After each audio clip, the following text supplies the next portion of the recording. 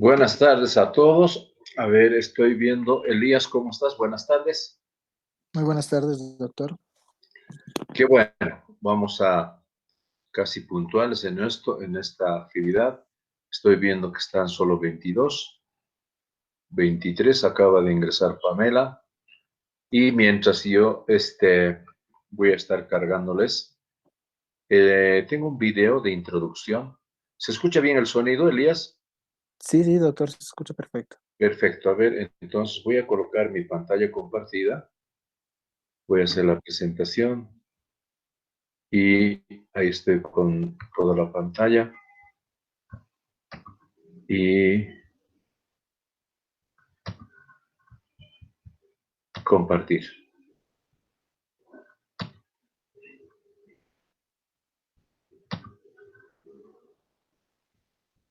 A ver. ¿Qué es lo que estás viendo en la pantalla, Elías? Alila Medical Media. Eso es lo Perfecto. que se está viendo. Muy bien. Ahora sí, entonces comenzamos nuestra actividad con este video que tiene 4 minutos 40 segundos, que en realidad es un recuerdo de el tema que vamos a tocar, que es la fisiopatología del estado de coma. Les coloco esto para que recuerden, uno, la parte anatómica y algunas de las funciones principales que tienen en el cerebro los distintos lóbulos, después el tálamo, el hipotálamo, el cerebelo, el tallo cerebral, que son importantes que los recuerden dónde están ubicados y de qué es lo que les voy a hablar en esto que es el coma, que se lo define como sueño profundo también o una alteración del sistema nervioso central en el cual por alguna razón traumática, hemorragias cerebrales, infecciones, encefalitis o la mayor parte de causas metabólicas, van a escuchar hablar de, o les voy a yo hablar en la clase, coma hepático, coma diabético, coma urémico, coma cetoacidósico, etc. Entonces, para esto, hagamos atención de este video. Les va a hacer un recuerdo. ¿Cuántos estamos en la clase ya? Estamos 25 estudiantes. Perfecto. Bueno, entonces, a ver, espero que siempre la puntualidad les digo. Y vamos a hacer recuerdo de las funciones del cerebro. Ahora sí. El encéfalo humano está dividido en tres partes principales. El cerebro. La mayor parte del encéfalo humano, el cerebro, permite la percepción sensorial y controla las acciones motoras voluntarias. El cerebelo.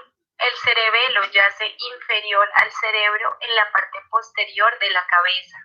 En su mayoría está implicado en la coordinación del movimiento y en el ajuste fino de actividades motrices. El tallo cerebral o tronco cerebral. Está localizado en la base del cerebro y es continuo con el cordón espinal. Aloja todas las conexiones nerviosas entre las diferentes partes del sistema nervioso central. El tallo cerebral provee inervación a la cabeza y al cuello a través de los pares craneales.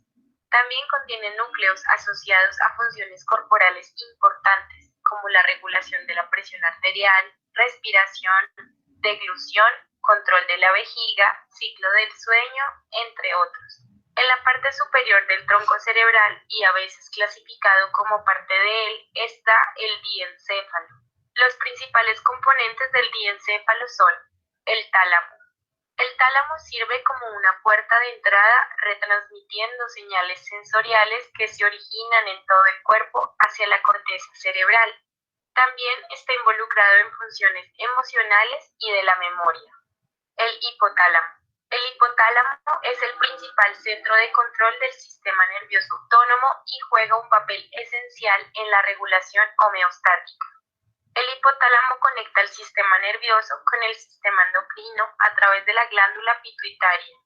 También contiene núcleos involucrados en la regulación de la temperatura corporal, la ingesta de comida y agua, ciclo del sueño y vigilia, memoria y comportamiento emocional. El cerebro consiste de dos hemisferios cerebrales.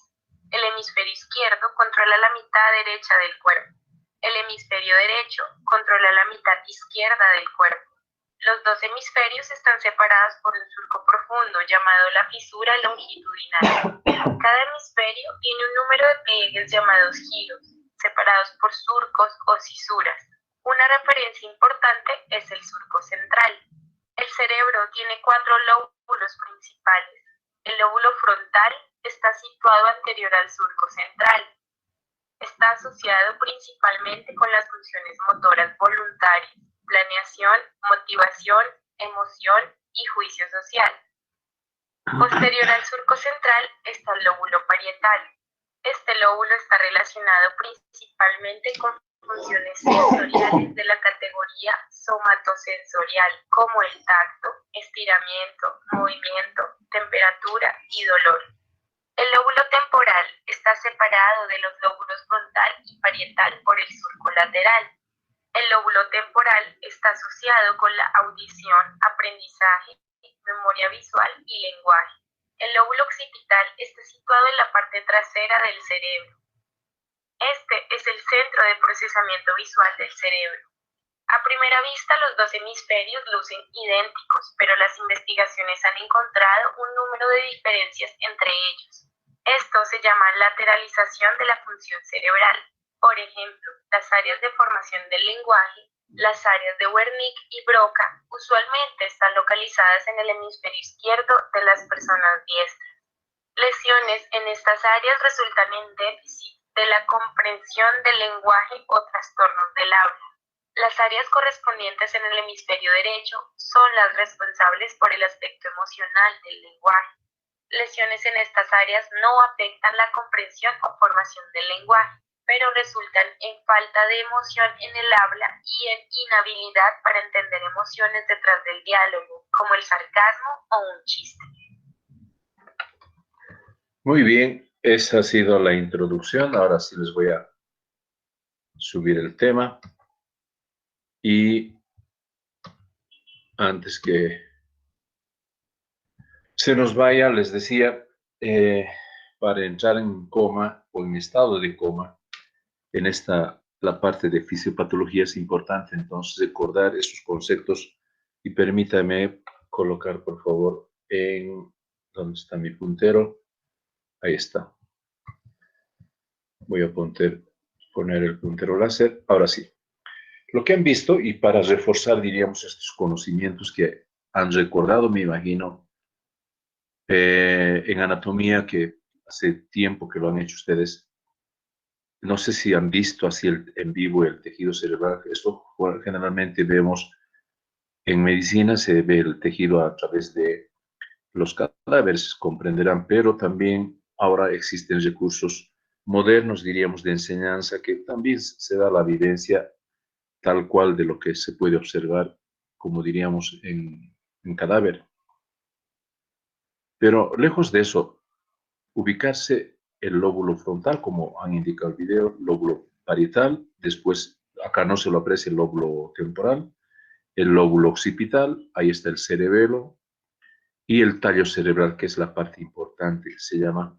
Hay una parte de esto que no lo dice el video, pero yo se los voy a indicar, que se les llama el sistema reticular activador ascendente. Es un conjunto de neuronas que integra en realidad lo que tenemos afuera, o sea, estímulos que pueden ser visuales, auditivos, del gusto o motores, con la corteza cerebral. Por definición, han escuchado, cualquier estímulo que llegue a la corteza cerebral se hace consciente. En este rato, ustedes que me están escuchando, están viendo la imagen, en este momento De los ojitos están haciendo estímulo nervioso, va por el quiasma óptico, cruza, diríamos, este que es el diencéfalo, y llega hasta la corteza cerebral en el lóbulo occipital. La visión, entonces, cuando uno se golpea la cabeza en la nuca, como decimos en la región occipital, puede perder la visión. Y de acuerdo a esto también es importante que los tenga más adelante, tengo otros esquemas. Una hemorragia o un infarto o una zona que no llegue sangre, u otra zona que sangre, o una zona donde recibe algún trauma, puede afectar el habla, puede afectar la comprensión, la movilidad de las extremidades, etc. Es todo un complejo. Entonces, el estado de coma, cuando se presenta así como esta persona que está con un tubo endotraqueal, se dice está intubado, conectado a una máquina y como un sueño, diríamos, profundo, donde las pupilas seguro que están midriáticas, no debe haber ningún reflejo ocular y este paciente seguro que ha llegado en Glasgow, tal vez 5 o 6, y ya médicamente han ocasionado, diríamos, para evitar el rechazo de esta cánula, para que artificialmente, esa es la palabra, pueda el paciente estar respirando hasta que se reponga el sistema nervioso. Bueno, entonces, este es el tema que, por definición, ahora sí, ya entramos en campo, diríamos, se lo define así como un sueño profundo o pérdida del estado de conciencia. Esta pérdida puede deberse generalmente a intoxicaciones, entre ellos drogas, alcohol o tóxicos. Esta es una de las primeras. Generalmente en emergencias, y esto también les transmito, Elías, y a todos que me están escuchando, van a tomar muestras al año cuando estén en internado, tal vez pacientes intoxicados con tal vez hipnóticos, lo que decimos, ¿no? A veces pacientes en los cuales, o escuchan en las noticias, que ha habido ingesta, digamos, o prolongada de alcohol o algunos tóxicos, órganos fosforados especialmente. Entonces toman muestra y hay que determinar también el nivel de alcoholemia. Importantes que van a estar en emergencias y diestros, me imagino, en la toma de muestra de estos, para determinar su concentración. Después, lo común también es anomalías metabólicas, entre ellos hiper o hipoglucemias. Después, alteraciones en el sistema nervioso como accidentes vasculares cerebrales, recuerden esta abreviatura, ABC. Traumatismo cráneoencefálico, TCE. Convulsiones o hipoxia también, un tercer grupo. Cuarto grupo, las metabólicas. Aquí está lo que les hablaba, el coma cetoacidósico, el coma urémico, coma hepático, y hay varios otros menos comunes. Por ello, entonces, las funciones cerebrales que han escuchado de comprensión, lenguaje, visión, etc., son alterados en el estado de coma. El desarrollo de esto puede ser gracias a enfermedades de base, como diríamos, aquí dice enfermedades subyacentes, generalmente, por ejemplo, una insuficiencia hepática, una insuficiencia renal, un desequilibrio en el manejo de un diabético o un trastorno, por ejemplo, ya por otra enfermedad que es los síndromes convulsivos, pueden entrar en estado de coma. En estos gráficos, para que ustedes aprecien, un paciente que está en estado de coma conectado a un ventilador. Aquí están unos signos de accidente vascular cerebral, dolor de cabeza, inestabilidad y puede caer. Y un otro tipo que también se los voy a explicar en la parte del mecanismo mismo del coma hepático, que es uno de los que también se observa comúnmente en el hospital, en los cirróticos o los que hacen hepatitis, complicaciones de hepatitis, es este fenómeno que se llama la encefalopatía hepática. Recordar, ahí están las funciones cerebrales, 8 están descritas acá, desde el estado de conciencia o estado de alerta, la orientación, memoria, cálculo, lenguaje, juicio y abstracción, contenido del pensamiento, actos complejos como son las praxias que se llaman o habilidades o conocimiento, gnosis. Entonces, estas funciones están determinadas en el video lo han visto, me gustó encontrarles ese video en el cual especialmente cada uno, cuando nosotros somos, digamos, manejamos extremidad derecha o ya sea superior o inferior derecha, nuestro lóbulo dominante es el lado izquierdo. Para las personas que manejan el lado izquierdo, decimos entre comillas zurdos o zurdas, es el lóbulo derecho. Y aquí están viendo como la praxis, están viendo una manito con un lápiz, aquí están viendo otra mano, está como mostrando lo que puede ser el tacto, después el área del lenguaje, el área de la escritura, como les decía, el centro del habla, el centro visual, ahí está, en la corteza, en el lóbulo occipital. Entonces es importante las funciones tanto en el hemisferio cerebral derecho como en el izquierdo. Perdón, se me fue. El estado de conciencia se lo define así, como el estado de percepción del yo y su medio circundante. Esa capacidad de discriminar o de responder a estímulos ambientales dependen de esta estructura. Ahí está, lo van a subrayar. El sistema reticular activador ascendente. Así es como se conoce ese conjunto de neuronas que se encuentran en el tallo cerebral. El que esto esté normal permite entonces que nosotros estemos conscientes, podemos estar alertas en sus dos funciones, como indica acá, los dos grandes componentes del estado de conciencia, el despertar y el estado de alerta y el contenido y la cognición, conocimiento. Entonces, una alteración de este sistema reticular activador ascendente es que puede ocasionar estado de coma. Lo mismo repetimos acá, el estado de vigilia se llama también o estado de alerta y controlado por el ritmo circadiano, regulado por el sistema reticular activador ascendente. Y el estado de conciencia por la función de la corteza cerebral en los dos hemisferios. Y también para mostrarles el estado de alerta que depende, les decía, del tronco cerebral, cómo está funcionando, y estas son las estructuras que componen lo que se llama el sistema reticular activador ascendente. Todo está regulado por un conjunto de neuronas y neurotransmisores. Aprovecho también para describirles esto que es el tallo cerebral, compuesto por el mesencéfalo, la protuberancia y por esta partecita que se llama el bulbo.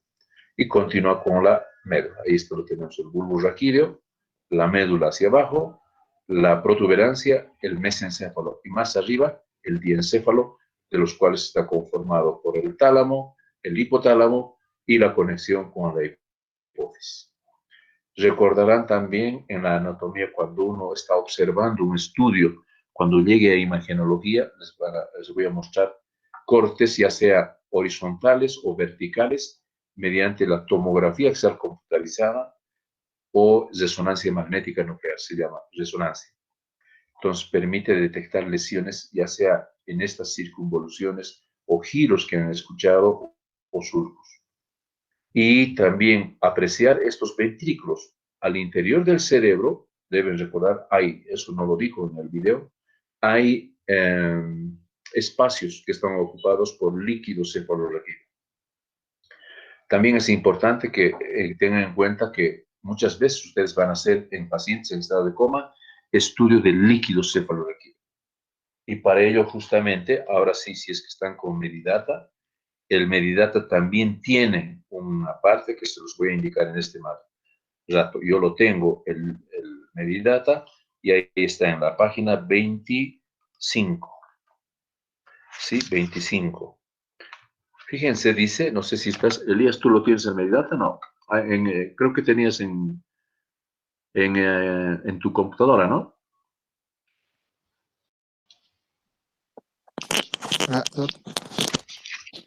Elías, Hola. creo que estás roncando, escucho Hola. el sonido, ronquido. No, doctor, aquí estoy, no. Ya, ¿Cómo? no te has dormido, ¿no? No. Ya. ¿Estás viendo la página 25? Sí, doctor. Ya. Ahí tienen el líquido cefalorraquídeo, dice líquido encefalorraquídeo. Valores tradicionales y en el sistema internacional. Comienza con las inmunoglobulinas, lactato, magnesio, la presión parcial del CO2, el pH, potasio, proteínas, el sodio, la urea, el ácido úrico y terminando con esto que es el volumen del mismo líquido cefalorraquídeo y la santocromía que debe ser negativa. Eso es entonces para también alguna vez cuando se hace punción lumbar, se debe analizar el líquido cefalorraquídeo. Ese líquido se forma aquí, en los espacios ventriculares, y en realidad está amortiguando, diríamos, el mismo cerebro. Más o menos en la anatomía, no sé si alguna vez la han escuchado esto, el cerebro más o menos pesa como 1,5 kilos, entre 1,2 a 1,5. Pero ese peso no lo sentimos arriba. Nosotros, miren cómo me están atendiendo en este rato, no, nadie está apreciando el peso. El líquido cefalorraquídeo tiene esa virtud físico-química que permite amortiguar el peso que lo podemos llevar arriba. Bueno, entonces es importante que tengan en cuenta el Medidata para algunas alteraciones que se encuentren en el líquido cefalorraquídeo. 6 niveles de alteración en el estado de conciencia pueden existir. Uno de los primeros y el más superficial es el letargo, que es una ligera reducción del estado de alerta, donde las personas afectadas tienden a ser menos conscientes y todavía solo se reflejan como que estuvieran cansadas. A eso se llama letargo. Ya, pero es una alteración del estado de conciencia. El siguiente nivel, número 2, es la obnubilación, que también se los he expresado cuando estamos entrando en shock y en síncope. Este es un término que permite una reducción un poco más moderada del estado de alerta o un embotamiento también del estado de conciencia. Como diríamos, un grado un poquito más avanzado del letargo. Después viene un cuadro no grave, sino ya más profundo, delirio. Es una alteración franca del estado de conciencia que habitualmente es fluctuante, puede ser reversible, y en los pacientes en este estado están desorientados y no saben dónde están ni qué horas. Están desorientados, delirio. Después viene el cuarto, que es el estado mental alterado, en el cual, después de pasar por letargia, embotamiento y delirio, llegan ya al estado casi de estupor o coma, que los vemos en el siguiente nivel. El estupor se lo define así como el estado de falta de reacción, está como ya ingresando a un sueño profundo, y generalmente a veces solo con sacudidas o estímulos muy intensos o gritos o pellizcos se lo puede despertar. Estupor, recuerden. Y el estado de coma es el sueño profundo, como les decía, falta de respuesta, no responden ni a estímulos, sacudidas o movimientos o pellizcos. Se mantiene con ojos cerrados, se llama también coma profundo, ni inclusive al estímulo doloroso, no responden. Pueden sufrir, por ejemplo, hasta en alguna ocasión he visto en hospitales, de pronto una presión con alguna estructura que se está manejando en la cama del paciente o inclusive hasta a veces quemaduras ocurren porque el paciente lo siente, como está en estado de coma, no siente ningún estímulo doloroso. Aquí lo tengo, una parte anatómica para que lo recuerden, es así como se observa el cerebro. Esta es la corteza cerebral en sus distintos hemisferios, este es el cuerpo calloso, ahí está el hipotálamo, el tálamo, el hipotálamo y la hipófisis, y ahí está el tallo cerebral, donde están los elementos de lo que les decía el sistema reticular activador ascendente. Esta es la protuberancia, el mesencéfalo y el bulbo raquídeo, y más abajo la nerva. Este es el cerebelo, que han escuchado también es otra parte de la estructura del sistema nervioso, que particularmente controla la bipedestación, quiere decir nuestra estabilidad al caminar, al equilibrarnos, y cualquier alteración puede ocasionar alteraciones en la marcha. Después, otra parte aprovecho acá. Esta estructura que lo están viendo así, está cubierta por una membrana, se llama meninges. Esa estructura que tiene componentes como la dura madre, que es un poco más rígida y casi adherida al cráneo, tiene una estructura que aquí entra como una membrana. Se llama la tienda del cerebelo. Y enseguida, ¿por qué estoy haciendo este detalle? Cuando veamos lesiones supratentoriales, escuchen bien, se refiere a que las lesiones pueden estar de aquí para arriba. Y lesiones infratentoriales que pueden afectar el cerebelo, o la protuberancia o el bulbo afectan por debajo de esa estructura, la tienda del cerebelo, supratentoriales e infratentoriales. Espero que recuerden eso. El estado de coma, entonces, ya se define, como les reitero, puede presentarse a cualquier edad. Se presenta entonces como un sueño profundo, pérdida de la conectividad con el medio que les rodea. Generalmente se los encuentra así a veces en hospitales donde esto, por ejemplo, debe ser un traumatismo craneoencefálico, está conectado a un ventilador, está también conectado a monitor con distintas derivaciones y ustedes de pronto tienen que tomar muestra de sangre acá a través ya sea de la llave de 3 vías. Toda esta alteración, recuerden, también se presenta como un sueño. Si ustedes se acercan con el dedito, diríamos, a las cejas o a las pestañas, perdón, no responde. Podemos abrir el ojo y tocamos la esclerótica, tampoco responde. Entonces, esas son las características del estado de coma. En su fisiopatología, especialmente hay que localizar alteraciones en los hemisferios, especialmente por traumatismos o por traumatismos craneoencefálicos, tumores o zonas de falta de irrigación como los infartos. Esa afectación, que puede ser difusa en la corteza cerebral, puede llegar al estado de coma, o también a anomalías metabólicas, que les dije, intoxicaciones o alteraciones metabólicas que afecten la función del sistema reticular activador ascendente. Otras etiologías, y ahí lo tenemos, las lesiones supratentoriales. Les dije por arriba de la tienda del cerebelo. Entre ellos tenemos hemorragias epi y subdurales. Aquí me voy a quedar un poquito. Epidural y subdural. Recuerden, la dura madre, y aquí están viendo, una hemorragia subdural y una hemorragia epidural. Esta es la estructura de la dura madre. Esto que está como doble perfil. Esa dura madre, cuando hay una hemorragia por encima, diríamos, de esa cubierta, se dice epidural. Y cuando la hemorragia miren cómo desplaza al tejido cerebral. No sé si logran apreciar, esta es una bonita imagen. Esto es sangre o coágulos. Desplaza la masa encefálica, desplaza los espacios ventriculares o los ventrículos, ya sea anteriores o posteriores, o el ventrículo, la parte medial. Entonces, a esto, como, fíjense, la membranita está, diríamos, desplazada, pero hacia afuera. ¿Y qué está desplazando? El tejido cerebral. A esto se llama hemorragia subdural. Esto es epidural y subdural. Y a esto se llama intraparenquimatosa o intracerebral. O parenquimatosa también. Entonces, 3 tipos de hemorragias. Y son estas. Hemorragia epidural, subdural o parenquimatosa. ¿Cuándo sucede esto? Traumatismos. La mayor parte de traumatismos. O también cuadros de hipertensión. Se dice crisis hipertensivas, que pueden dar lugar especialmente a estos cuadros de hemorragias intraparenquimatosas o subdurales. Infarto cerebral, ¿a qué se refiere esto? Una zona de falta de irrigación, falta de isquemia, isquemia por falta de flujo sanguíneo.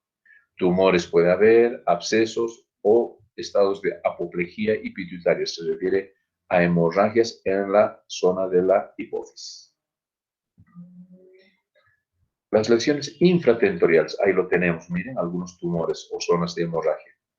Están desplazando la tienda del cerebelo. Aquí arriba nada. Esta es la tienda del cerebelo. Puede haber hemorragias del puente, aquí está, de la protuberancia, infarto troncoencefálico, infartos cerebelosos, hemorragias cerebelosas que pueden localizarse, por ejemplo, como acá, abscesos, hemorragias epi o subdurales en esta región y tumores de fosa posterior, se dice también, no de las supratentoriales. Había sido entonces importante recordar esa la parte anatómica. Miren, esto les he puesto para que perciban cómo esta es la dura madre y esta es una encefalitis con absceso cerebral. Miren cómo puede llegar hasta cuadro grave, en el cual esto felizmente es una muestra de autopsia, pero en cuadros quirúrgicos puede observarse así con cortes, regiones en los cuales puede acumularse secreción purulenta. En las alteraciones ya difusas que se dicen también, o por infecciones por reacciones metabólicas, están las causas.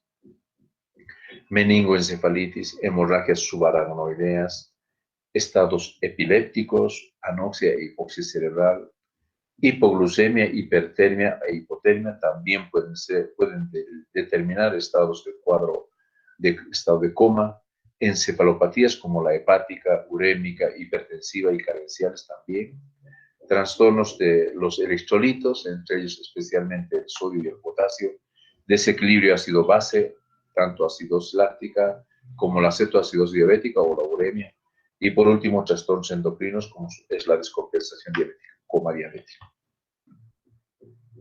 También hay el cuarto grupo, relacionado ya con agentes externos, y aquí justamente estoy mostrándoles intoxicaciones por barbitúricos. Puede haber intoxicaciones por organofosforados, estos son los famosos raticidas, benzodiazepinas, opio y derivados, abuso de las drogas y el alcoholismo. Estados de coma ocasionados por la ingesta de estas sustancias.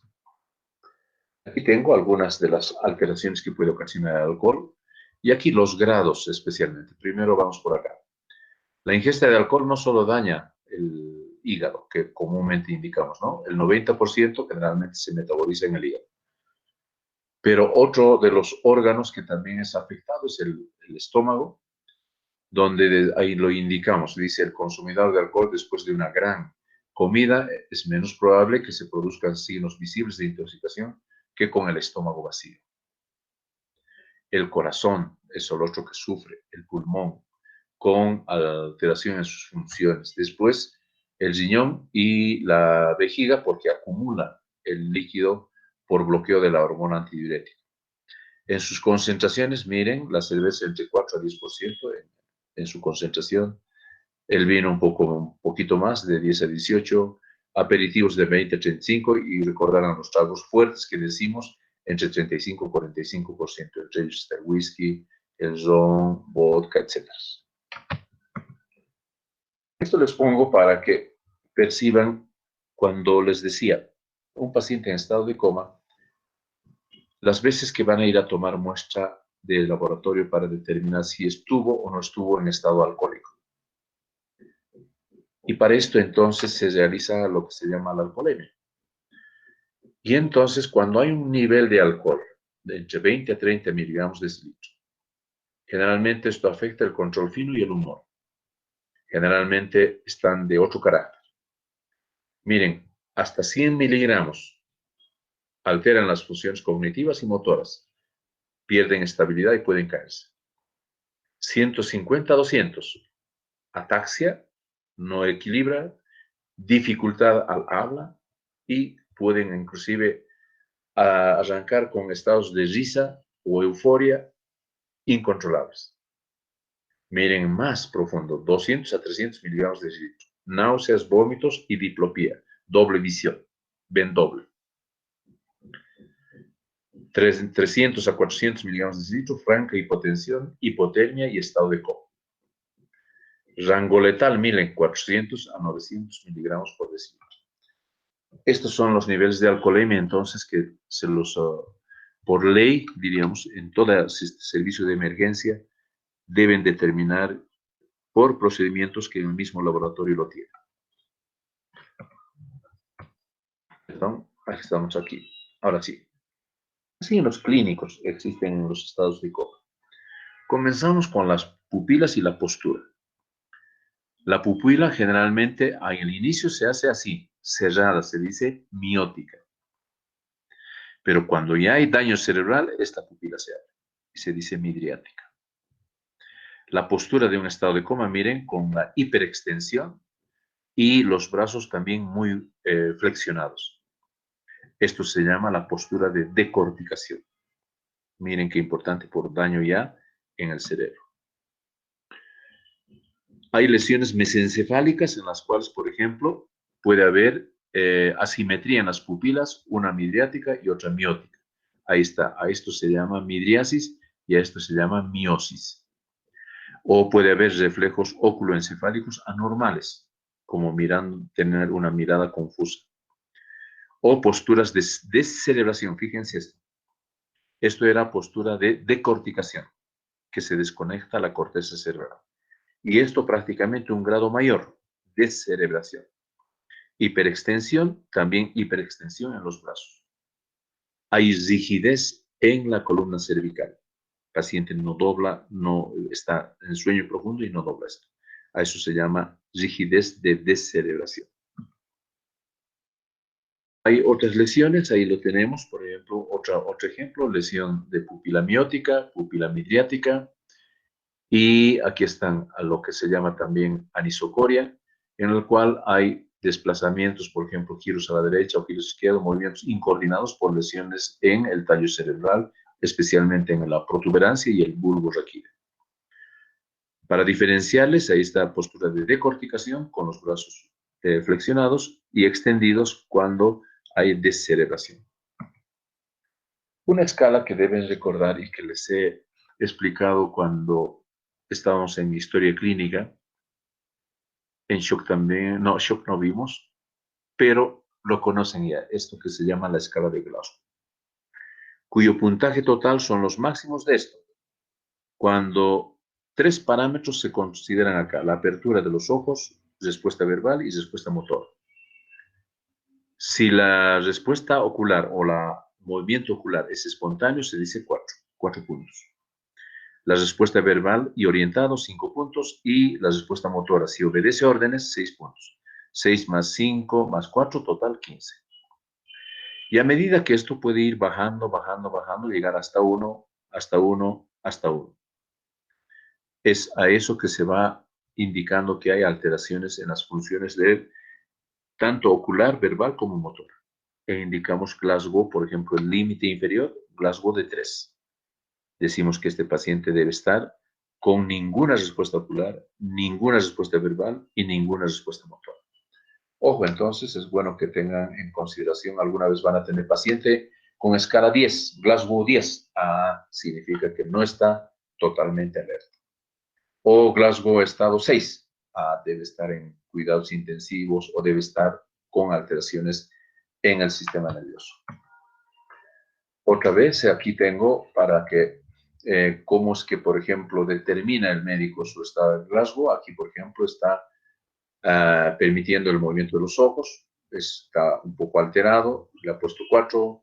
Respuesta al diálogo, a la orientación, respuesta verbal, 3. Y la respuesta al dolor, 2. Total, entonces, más 2, más 3, más 4, ahí tenemos como 9. Entonces, así se va catalogando el estado de Glasgow. Aquí también tenemos otros puntajes que pueden ser variables, entonces, de acuerdo a la escala que les comento.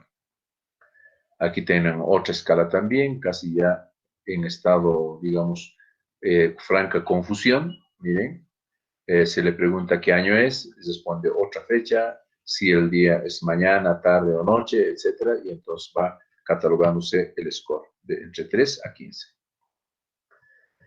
Vamos ya ahora organizando las causas. Las causas en el estado de coma pueden ser, ahí está, supratentoriales.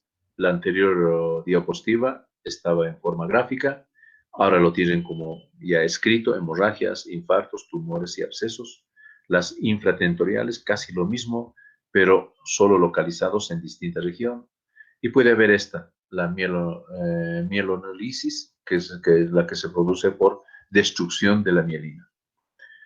Después, las alteraciones metabólicas, en las cuales se especian desde las infecciosas, meningitis, hemorragias también, trastornos de agua y electrolitos, de la glucosa, de la vitamina, por ejemplo, la tiamina, déficit de la tiamina.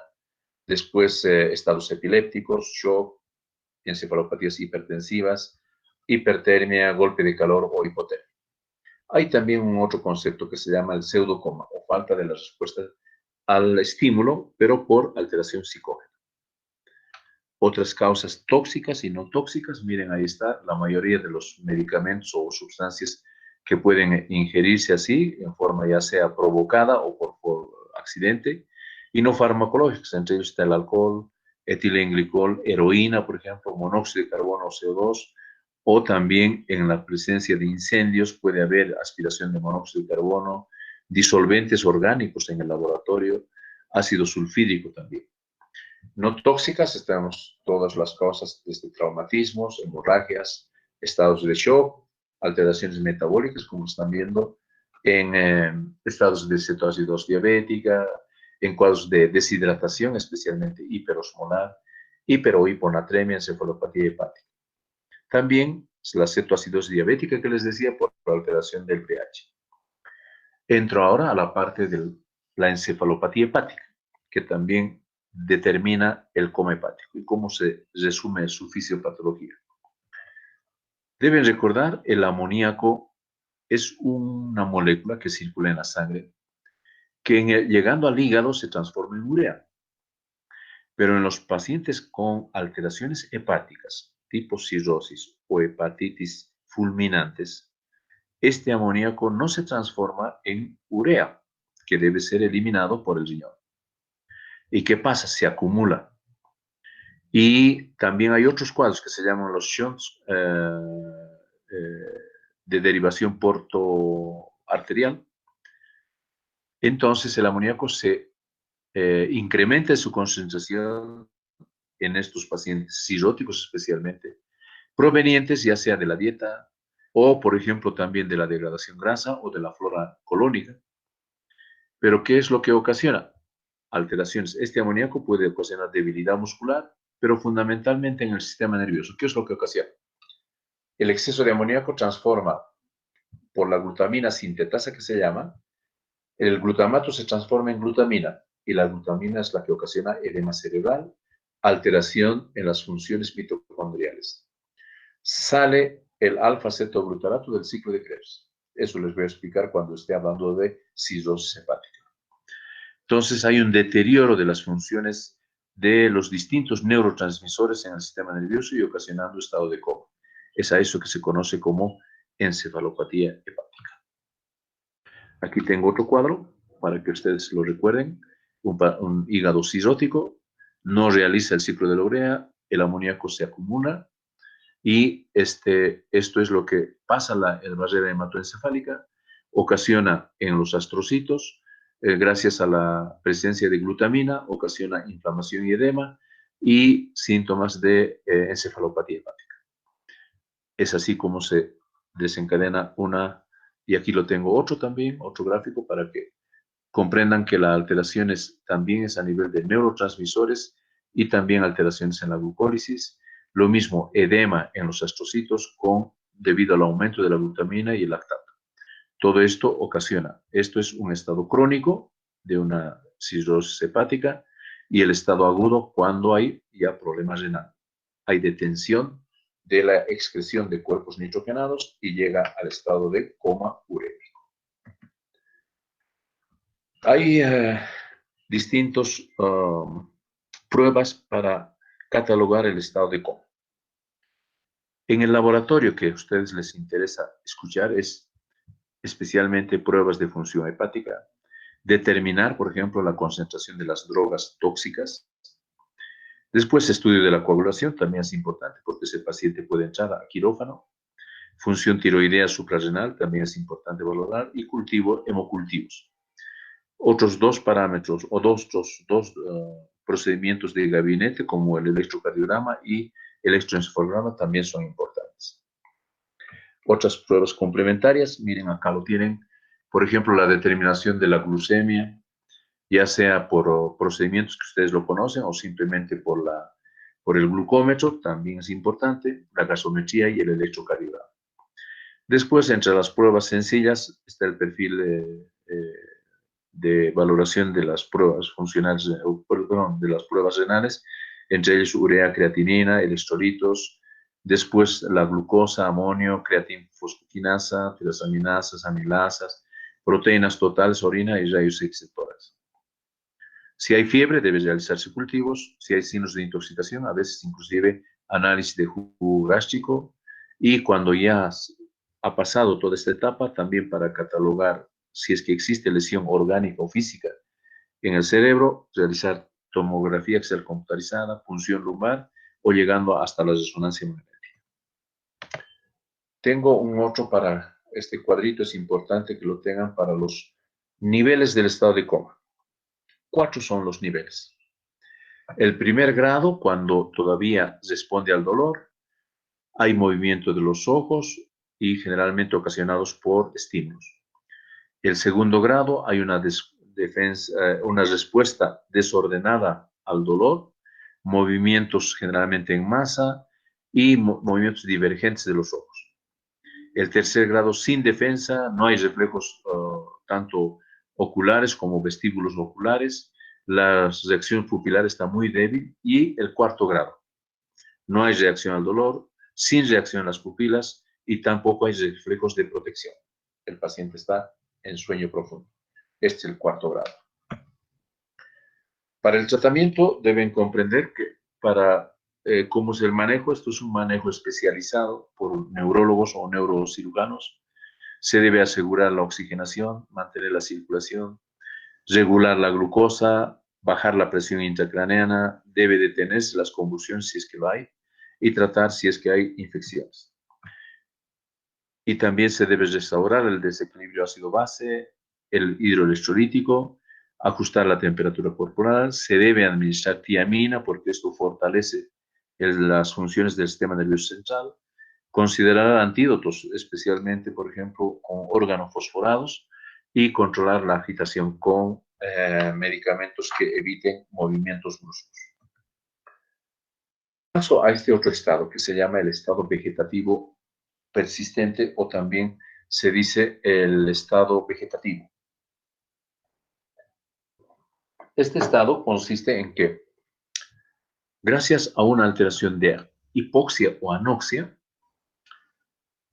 no abren los ojos, no hay una abolición de la apertura de los ojos, generalmente no se conecta con el medio y ese estado vegetativo en realidad solo maneja frecuencia cardíaca y tal vez frecuencia respiratoria. Entre comillas, van a escuchar este término en hospital.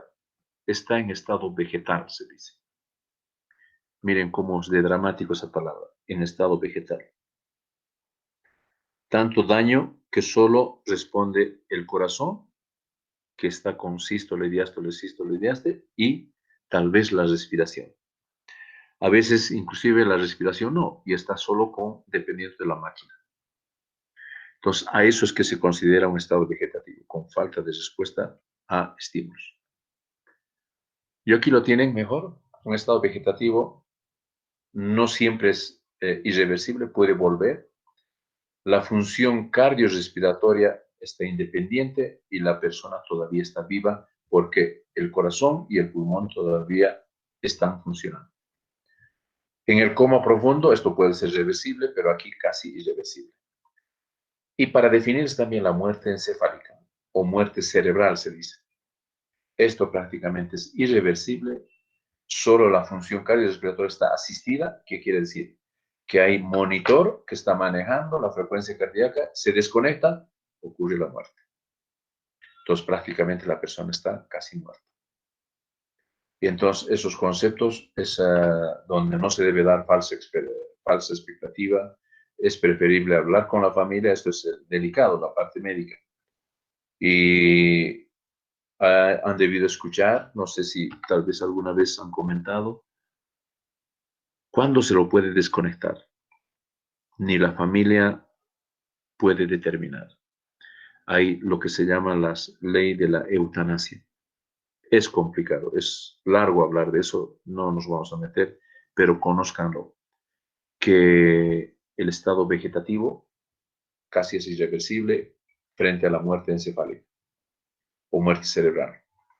Y entonces en estos estados es cuando están dependientes de la máquina y a veces puede prolongarse días. He escuchado yo inclusive en Estados Unidos hubo una persona que después de un año de trámite legal, etcétera, justicias, todo, determinaron eutanasia y recién se pudo desconectar. Bueno, muerte cerebral entonces, ahí está, es un cese irreversible de las funciones del encéfalo. Prácticamente no se mantiene la homeostasis. Esto es consecuencia de una alteración en el sistema nervioso, como lo están viendo, miren, una herniación se dice del cerebelo y del tallo cerebral en el orificio occipital se dice. Entonces prácticamente un daño con hemorragia acá, están viendo compresión. Es así como un paciente puede estar en estado de muerte cerebral. Aquí tenemos unas otras gráficas para entender cómo una hemorragia masiva puede ocasionar este daño que se llama la muerte cerebral. Se acumulan coágulos y esto es difícil de pararlo. Esto es ocasionado con un aneurisma. Aneurisma quiere decir dilatación de las arterias con ruptura. Bueno, hasta ahí entonces ha sido nuestro tema, es relativamente corto. Voy a ponerlo al principio. Y entonces hemos escuchado este tema. Elías, ahí concluimos. El viernes les voy a subir otro tema. Vamos a hablar ya con neoplasias. Ese sí es un tema un poco larguito. Y esta tarde a las 2 les paso, por si acaso, el grupo que tenemos pendiente de miércoles, si me están escuchando. ¿Cuántos estamos en la sala, en la clase? Estamos 34 estudiantes, doctor. Qué bueno, felicidades a todos. Siempre es bueno que estén escuchando estos temas, fortalecen más nuestro conocimiento. Y les decía, esta tarde tenemos el caso clínico con el grupo de miércoles, 14:30 vamos a comenzar. Y les voy a pasar el link por el Google Meet en calendario. Y entonces nos conectamos primero el MI1, MI2, MI3 y MI4. Listo, chicos, listo, Elías. Ahora sí, tomen su tiempo y nos vemos el día viernes en la clase del viernes. Hasta luego, Elías. Hasta luego, doctor. Hasta luego.